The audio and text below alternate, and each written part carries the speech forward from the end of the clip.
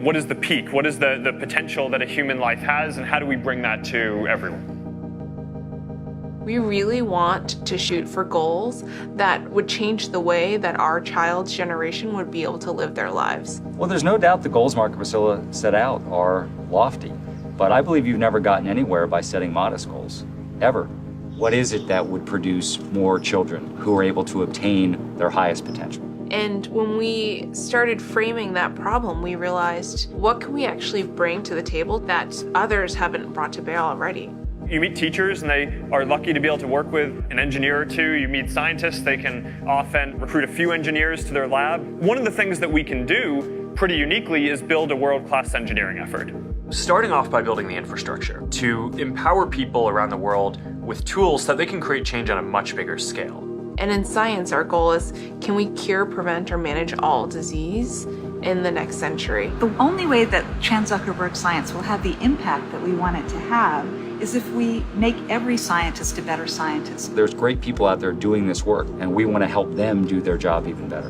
What we need to solve the big medical problems now are collaborations. There are a lot of individual brilliant scientists, but there aren't a lot of folks who can build tools helping serve the whole scientific community. The better we can be at sharing our knowledge with each other efficiently and effectively, the faster every field will move forward. We hear routinely from postdocs, for example, that they'll spend 2 months of what I would think of as being a scientist, right?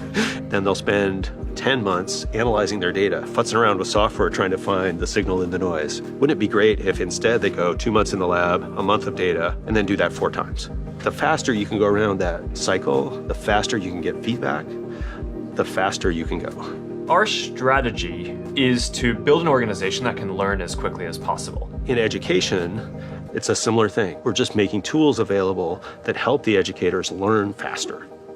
The average kid with a one-to-one tutor compared to kids in a normal classroom, average, the 50th percentile kid will outperform 98% of the kids in the other class. Okay, now I know it is not about the kids. It's about, can I actually create the kinds of learning experiences that let any kid get the kind of benefit that you get when you have a one-to-one tutor? And then the big question is, can you do that in a way that makes that accessible to every single teacher everywhere so you can ultimately take it to scale? That's what we're uniquely qualified to do at CZI. My family immigrated here as Chinese Vietnamese refugees, and my grandmother was not literate. She was never taught. So my life is an incredible anomaly to go to Harvard, become a pediatrician, and serve others. The series of events required a lot of love, compassion, and luck. And I know so many more kids that are just as qualified but don't get lucky. And that is devastating because luck shouldn't be a factor in whether or not you succeed. Luck is not a national strategy. We need to build strategies that take the luck out of the equation for so many deserving children.